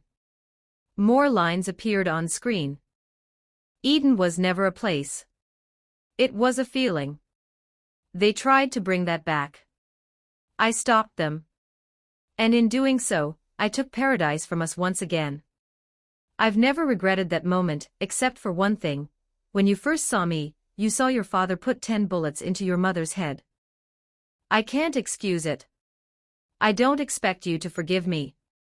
But I hope someday, you'll understand why I did what I did. I love you. I wish I could have done more for you. All I could do was leave you with people who would raise you better than I could. And from what I've seen, they've done a good job. I'm sorry you ended up here. I'll do everything I can to make sure you're safe. The signature at the bottom read, Happy 16th birthday. With love. Your father. Gia's eyes filled with tears. The envelope slipped from her hands. She looked at James with trembling lips. James nodded. He's sorry he can't come. Your father is a hero. Her lips quivered. Then the tears finally fell. Stars in her eyes dimmed as she wept. Natasha turned away and wiped her eyes. Fury said nothing.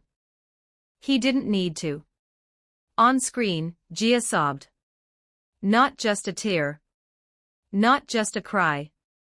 A full release of every emotion she'd locked away for 16 years. James sat beside her silently, waiting. When her sobs finally slowed, he handed her a tissue. She looked up, eyes still shimmering with grief. Why can't he come see me?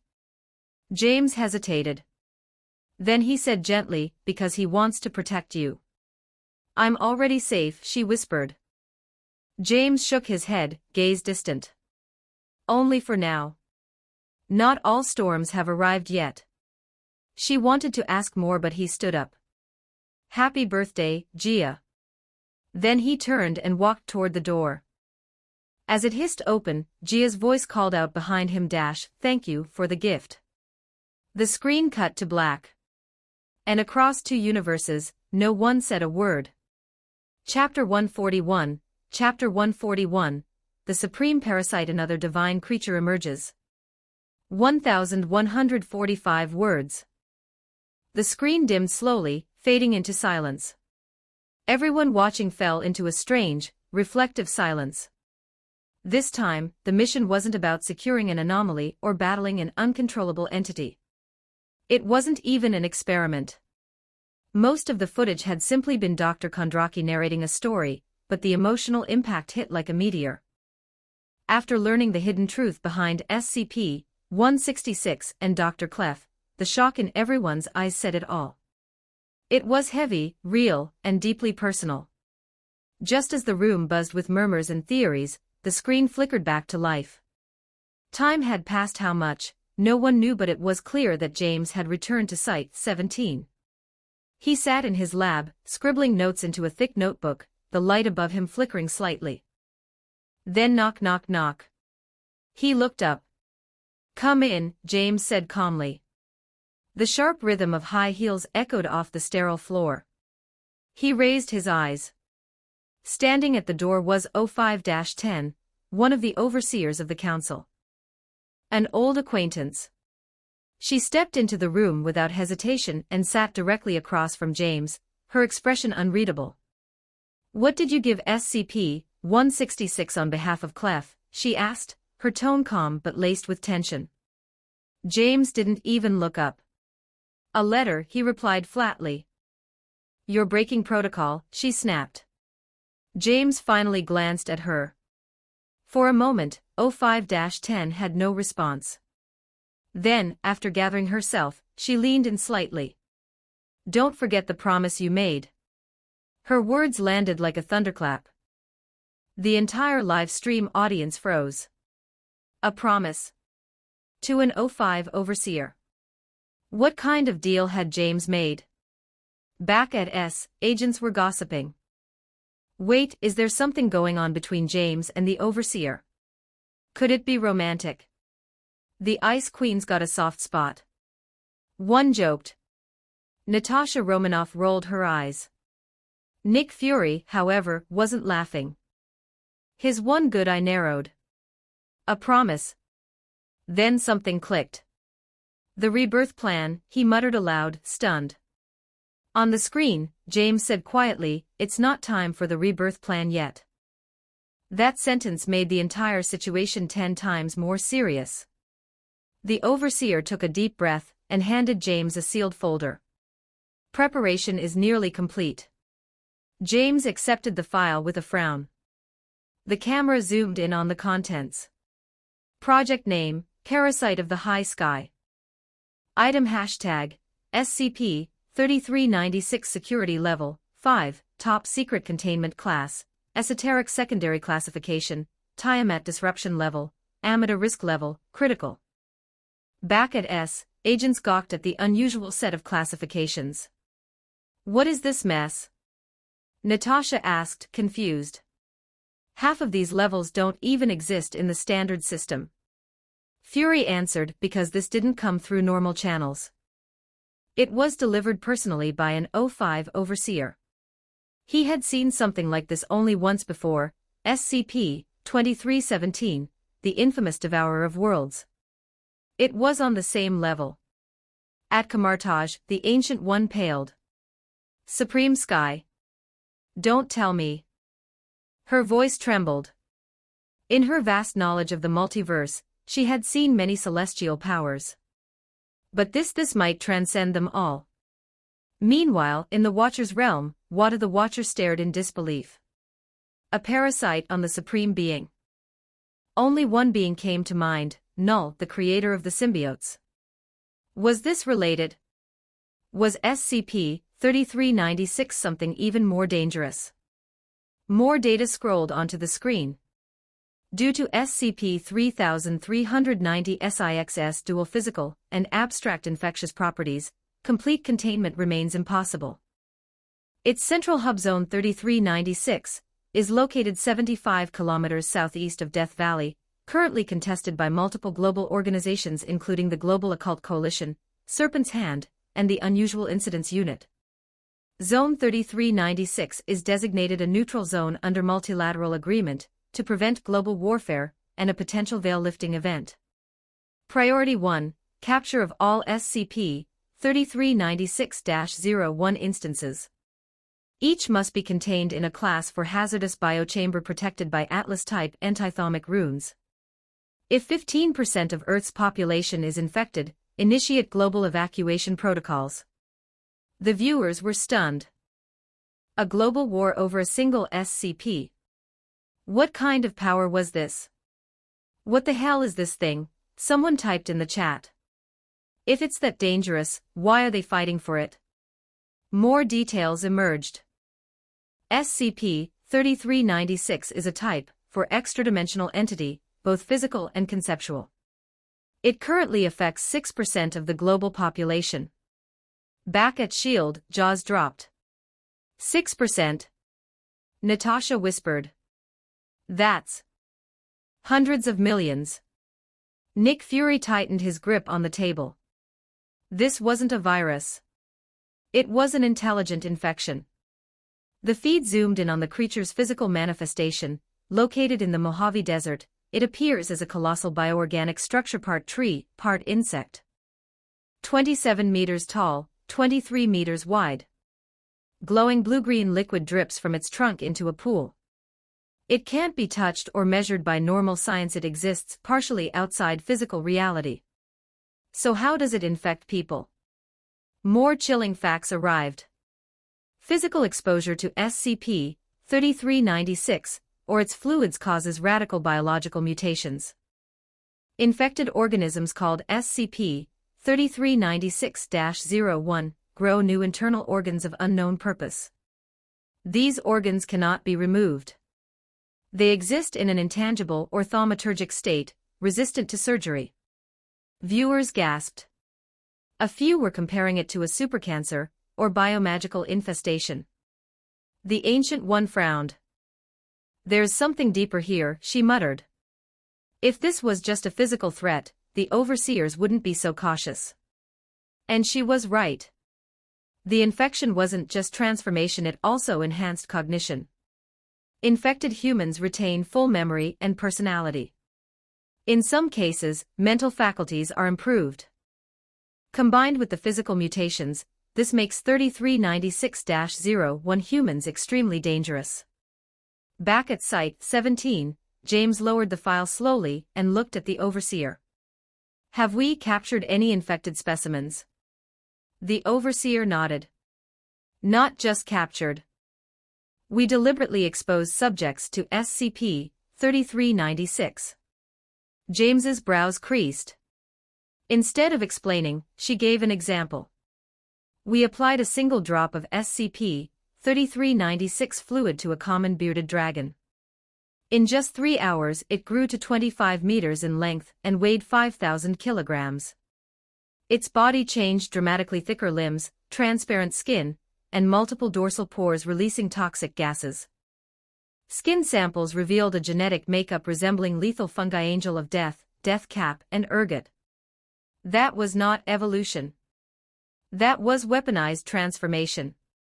From a harmless lizard to a bioweapon, in 3 hours. Final thoughts. Everyone from S to the Watchers to the Sorcerers could agree, SCP-3396 was no ordinary anomaly. It was a cosmic-level parasite, one that didn't just latch onto bodies but altered existence itself. And with 6% of the world already affected, the countdown had begun. The world was standing on the edge. And the next step could either be extinction or ascension. Visit our Patreon for more. Get membership in Patreon to read more chapters. Heartsuit extra chapters available in patreon.com/dragonscribe 31 Chapter 142. Chapter 142, Can Humans Become Gods? The existence of mass 1113 words, 25 meters tall, and weighs 5 tons. If this thing wasn't Godzilla, then what could it be? Everyone in the control room stared at the screen, speechless. Even Nick Fury's expression hardened, a rare moment of genuine shock crossing his face. His mind instantly recalled a nightmare scenario. Only now did he begin to understand the true horror behind SCP-3396. It made perfect sense now why so many powerful organizations risked war with the Foundation just to gain access to it. SCP-3396 wasn't just a biological anomaly, it was a machine that could mass-produce monsters. One drop of the strange fluid had transformed a tiny lizard into a towering beast. If that was possible, what would happen if the liquid were injected directly into the bloodstream of something larger? What would happen to apex predators like lions or tigers? A chill ran down Fury's spine at the thought. The screen continued to play. Hearing the calm explanation from the Foundation's supervisor, even James, sitting quietly, couldn't hide his surprise. The second experiment involved a male golden retriever, the supervisor said, emotionless. We injected it with 4 cubic centimeters of SCP-3396. The audience across the world, watching the live broadcast, held their breath. Within 2 hours, the supervisor went on, the dog's fur fell off completely. Strange, horn-like structures started growing all over its body. The audience gasped. Vivisection showed that its body had developed multiple unfamiliar organs and tissues. However, the creature remained alive and active. It also displayed extreme self-healing abilities, recovering from wounds within seconds. More importantly, there was no change in behavior. At Stark Industries, Tony Stark jumped up from his seat. Not larger. But it can heal itself instantly. His eyes widened. Beside him, Colonel Rhodes furrowed his brows, reading the summary. No behavioral change. That means this dog just... It became harder, stronger, and it didn't even lose its mind. The two men looked at each other, both recognizing how dangerous and tempting that sounded. Back at headquarters, agents stared at the footage in awe. Nick Fury was quiet, but his mind was racing. A bearded dragon turned into a monster, and now a retriever became a regenerating beast. He suddenly blurted out, if you reverse the thought process, what if this isn't just corruption? What if this is evolution? The room went silent. Maria Hill nodded slowly. Each transformation seems unique, customized evolution. Fury looked at her sharply. What would happen if a human came into contact with it? On screen, James leaned forward, resting his chin on his hand and tapping the table rhythmically. So, what about human trials? He asked. The audience online exploded with anticipation. The supervisor paused and pulled a file from his coat. We tested on a 28-year-old woman. We applied a drop of SCP-3396 to the skin of her arm. There was no immediate change, but then she said something strange. I understand firepower. James frowned. What does that even mean? The supervisor continued. Moments later, rotating cannons formed out of thin air around her arms. She opened fire on Foundation staff and escaped. The world watching the broadcast was stunned. Guns out of nowhere. The subject's body exploded repeatedly but regenerated each time. The shattered pieces floating around her turned into floating weapons, mini cannons, launchers, like an armory with legs. 37 Foundation personnel died in that incident. The room fell completely silent. Then came a flood of online reactions. She became a living weapons factory. This liquid gives people superpowers. I want it. Where do I sign up? Mass production of superheroes incoming. The mood shifted instantly. Some agents were stunned, others visibly excited. The temptation was impossible to ignore. What if anyone could become a superhero just by touching the stuff? But Nick Fury's face darkened even further. This wasn't just power. This was a loss of control. Had always operated with structure, hierarchy, and limits. But SCP-3396 broke every rule. It could create an army of superpowered beings without any regulation. Good thing, Fury muttered, that this only exists in the Foundation's universe. But even that didn't calm his nerves. He now understood why so many people were willing to die just to fight the Foundation for this thing. A force that can give power to anyone, with unpredictable results, must either be fully controlled or destroyed. At Kamartaj, the Ancient One was watching too. As a master of mystical arts, her power came from years of discipline, study, and tapping into ancient forces. To her, the path to power was hard-earned. Yet here was a substance that turned normal people into superpowered beings instantly. She was shaken. The foundation of her beliefs felt rattled. At Xavier's school, Professor X said nothing. But inside, he was deeply disturbed. He had spent his life guiding mutants, people born with strange powers due to genetic mutations. Some, like Magneto, believed in forcibly transforming all humans into mutants. But even Magneto knew that was nearly impossible. This SCP-3396 could actually make that idea a reality. Back at Stark Tower, Tony scoffed. Figures, he grumbled. Everyone chasing mutations again. What happened to good old tech-based evolution? Rhodes smirked. Not everyone's a billionaire genius. There's a saying, Rhodes added. The poor rely on mutations. Technology. Tony chuckled but said nothing. Even he felt tempted. Then, on screen, the supervisor announced, second human trial, male, 42. This time, he inhaled SCP-3396 fumes. 3 hours passed with no effect. The room changed. 5 identical copies appeared. All 5 said together, only fools reject the blessings of magic. Then, they merged into one horrific creature, 10 arms, disfigured body, dozens of floating severed hands, each with an eye. Water flooded the chamber. The creature vanished. The screen faded to black. The silence that followed was unnerving. Wait, magic now. How does a science experiment turn into a magical god? It disappeared like the woman before. Is this going to be a pattern?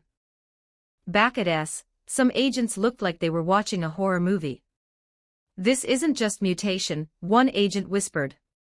It's madness. But Nick Fury shook his head. Most people transformed by SCP-3396 retain their memory and personality. Natasha Romanoff gasped. You mean that man already believed in magic? Fury nodded grimly. Whatever he believed in, gave that thing form. The supervisor returned to the screen. No patterns found in mutations. Effects are random, but most lead to dangerous anomalies. Containment breaches are frequent. His words rang like a death sentence. Visit our Patreon for more. Get membership in Patreon to read more chapters. Extra chapters available in patreon.com/dragonscribe 31 Chapter 143. Chapter 143. TPK. The file on SCP-3396 was nearly unreadable in terms of traditional science.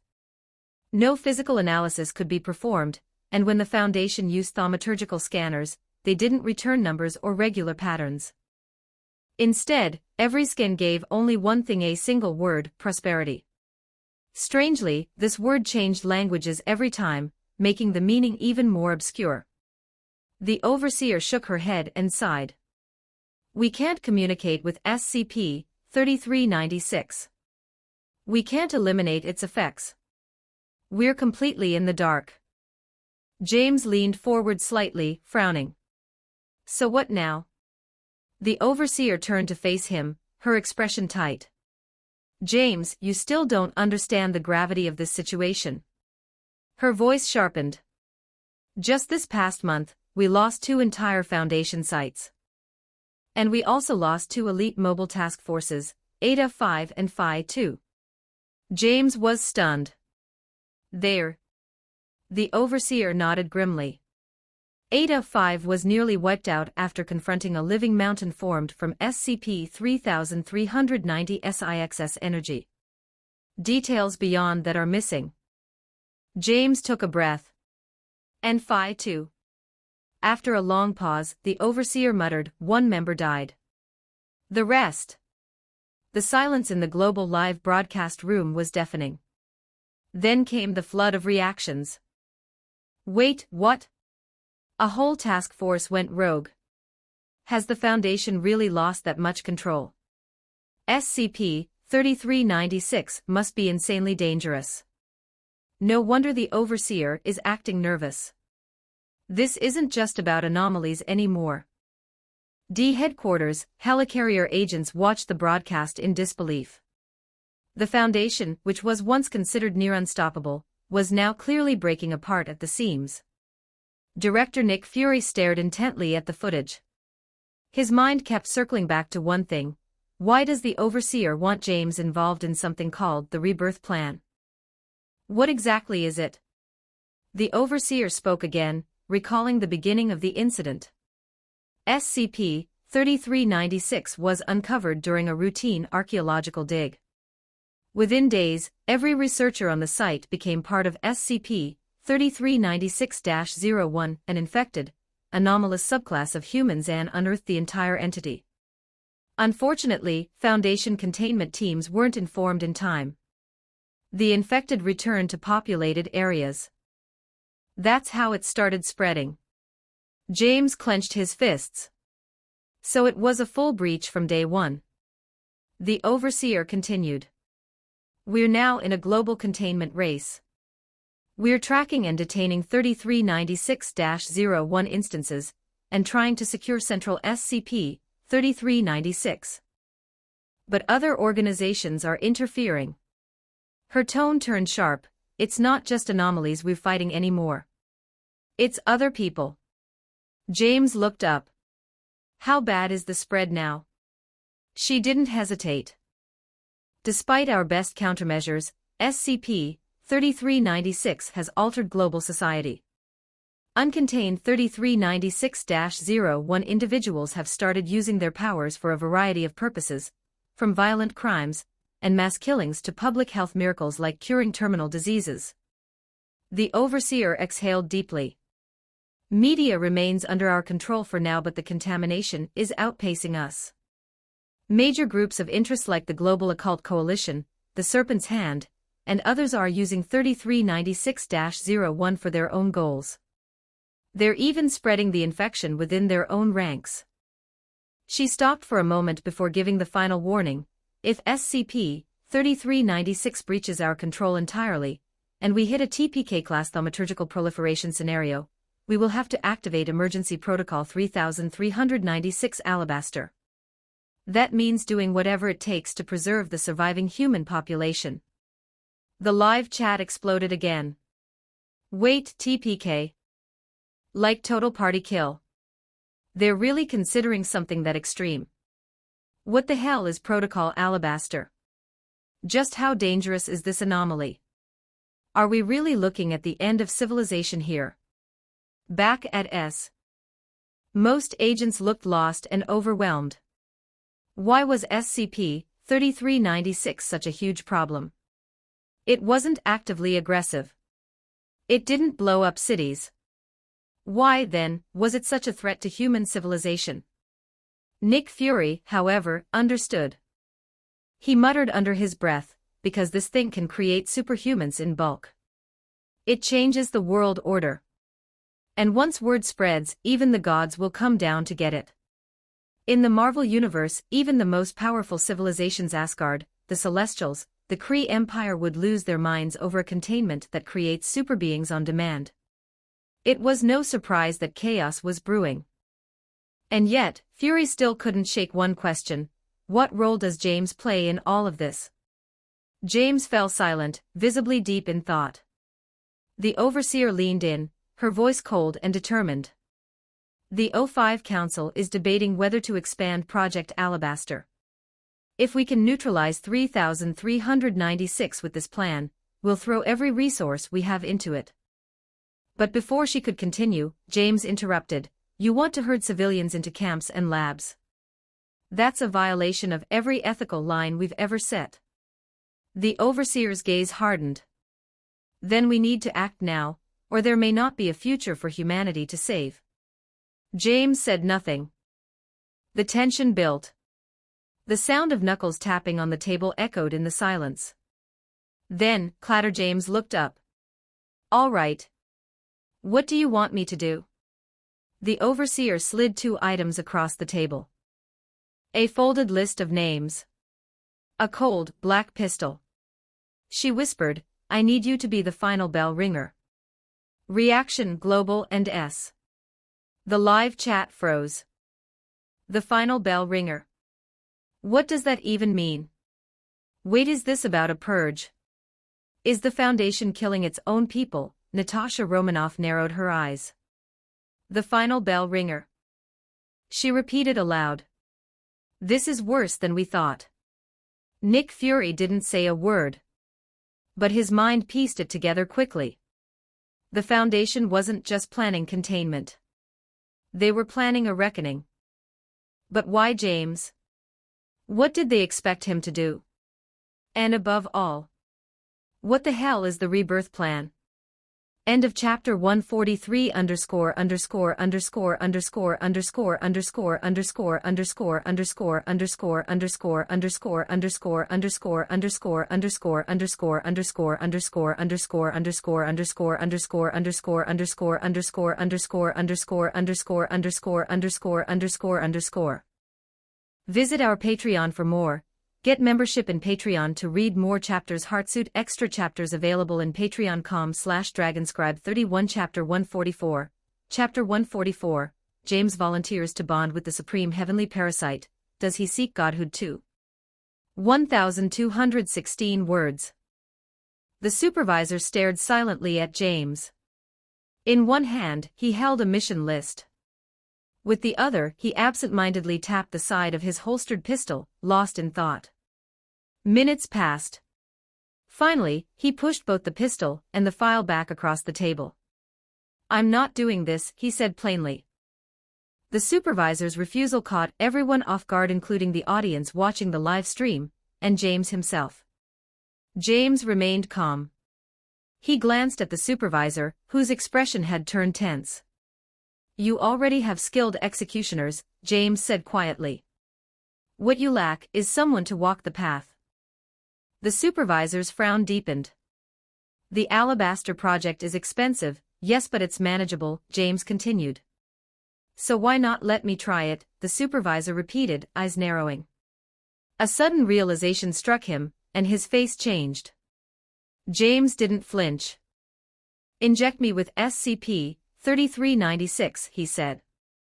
Silence fell like a stone. The supervisor stammered.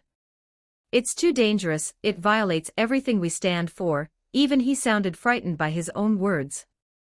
The live stream exploded with chaos. Did I just hear that right?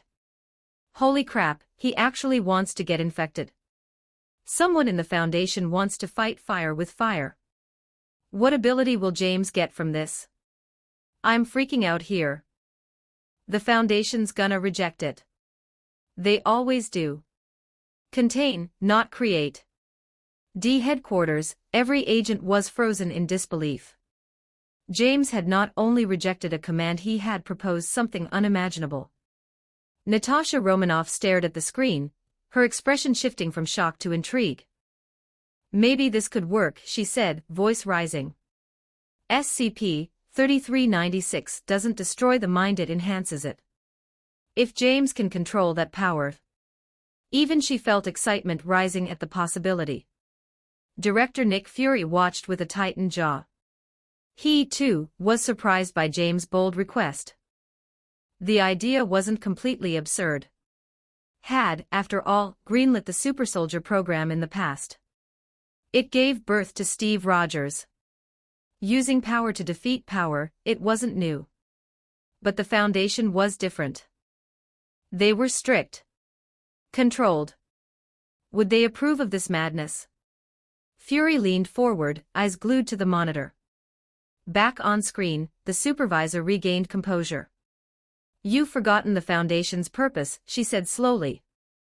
"Control," James replied, rising from his seat. James stepped closer. Now he stood just inches away. The tension was suffocating. The supervisor could even smell the warmth of his breath. Staring into his unreadable eyes, she muttered, "We don't create anomalies. We reject everything that distorts human nature." James held her gaze. "But you've already created several anomalies," he replied. "That was an experiment." James said nothing. His calm was pressure enough. "It was an accident," the supervisor whispered, her voice fading. After a long pause, she finally said, "Actually, proposals like yours have been made before." That made James pause. Even the live stream audience was shocked again. "Wait, what?" Someone else had this idea before James. "Who was it?" "Gears," she said at last. The name echoed through the room like a bell. "Gears, the cold, emotionless genius of the Foundation." Natasha repeated, confused. "I thought the Mobile Task Force would be first in line for this kind of thing, especially someone like the Red Right Hand." Nick Fury gave her a sideways look. "Think about it," he said. "Gears and James, they alike." Natasha blinked. "Because they both never smile. Because they're both purely rational," Fury sighed. She fell silent. Looking back at James' past decisions, she realized she couldn't deny it. James was calm, controlled, logical. Unshakable in will and terrifyingly brave.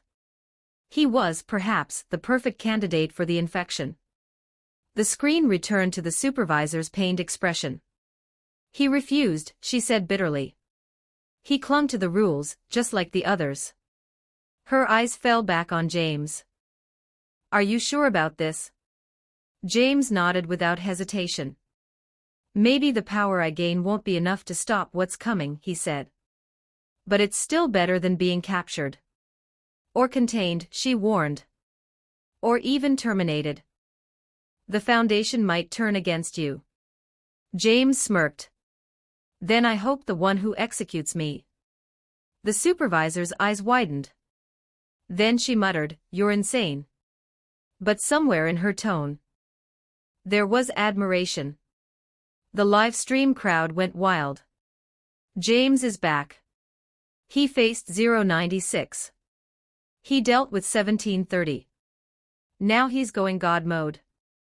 Let's go. At Stark Tower, Tony Stark folded his arms. "So," he muttered. "He's really doing it." For once, he didn't joke about science versus. He just respected James' resolve. From D-class nobody to field agent. From agent to researcher. "Maybe," Colonel Rhodes joked, "every great Foundation doctor is a little bit." Stark chuckled, reluctantly agreeing. Kondraki was wild. Bright couldn't die and liked it that way. Gears was a machine in human skin. Clef was a reality-bending maniac who somehow passed for human.